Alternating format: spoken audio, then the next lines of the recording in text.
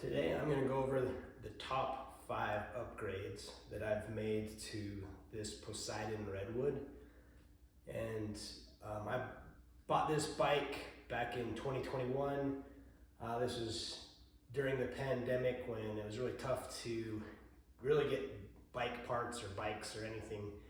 And this was a pretty affordable bike. I think I got it around $900. And since then I've made some upgrades. So I'm just gonna go over the top 5 upgrades that in my opinion have totally changed this bike and made it pretty worthwhile to have. So the first upgrade I made to this is I changed the bottom bracket and the pedals, the cranks out for this. I just went with an IXF, pretty cheap, Amazon. Just in that, I saved a little bit of weight, and then I also just like the way that these work as opposed to the bottom bracket that was on there. Also, I had some issues with the pedal stripping out the aluminum. I feel like they're a pretty cheap set of pedals, cranks. I swapped them out for this for pretty inexpensive price and had a little bit of weight savings with that.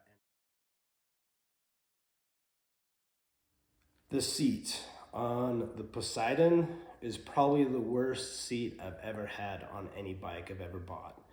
So that was one of the first things I changed. Honestly, upgrade to anything but this seat and you're probably gonna be just fine. There's like no contour to it.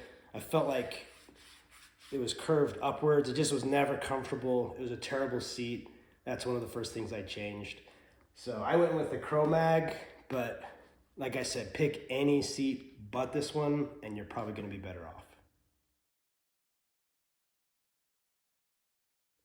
So I upgraded the fork.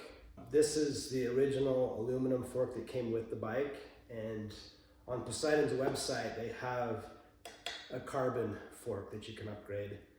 This ran me about $150, came with a through axle.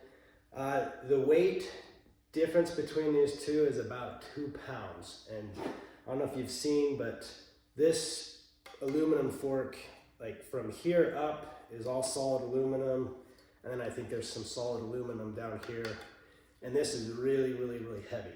Huge weight savings. The other advantage to this is just the absorption of road vibrations, gravel vibrations, etc. as you're riding.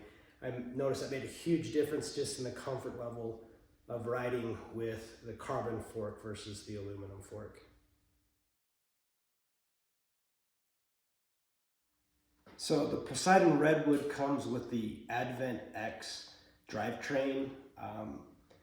What I found is that the braking system is really inadequate and the comfort level wasn't very great on the shifters.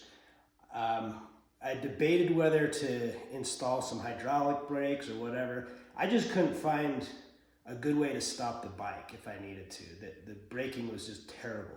I found that the micro shift sword is compatible with the Advent X, and so I upgraded the shifters to the Advent sword. This is the 1x10, and that made a huge difference. I found just with the design of the sword, it pivots in a different spot. I get way better braking power and found that the mechanical brakes actually work just fine with the upgrade to this new shifter. I think this is probably a must. If I only had $150, $200 to spend on upgrading the bike, that's probably the first upgrade I would make, is for sure upgrade to the sword.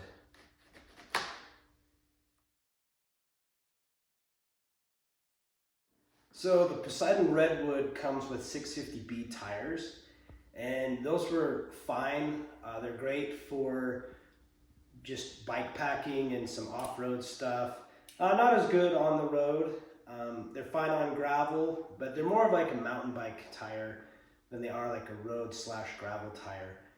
The nice thing about the Redwood is that it is compatible with 700C wheels.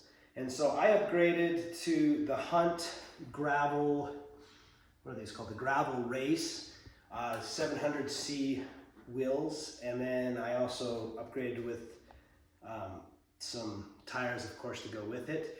That's probably one of the biggest changes to this bike, and the difference in the way it rides with this set of wheels compared to what it came with is just crazy. It's like going from an off-road vehicle to a Cadillac. It's just faster, smooth. It's pretty awesome. Now, there are some downsides. It doesn't do as well in rocky areas, but if you're gonna be mostly on gravel and road, man, that's the way to go.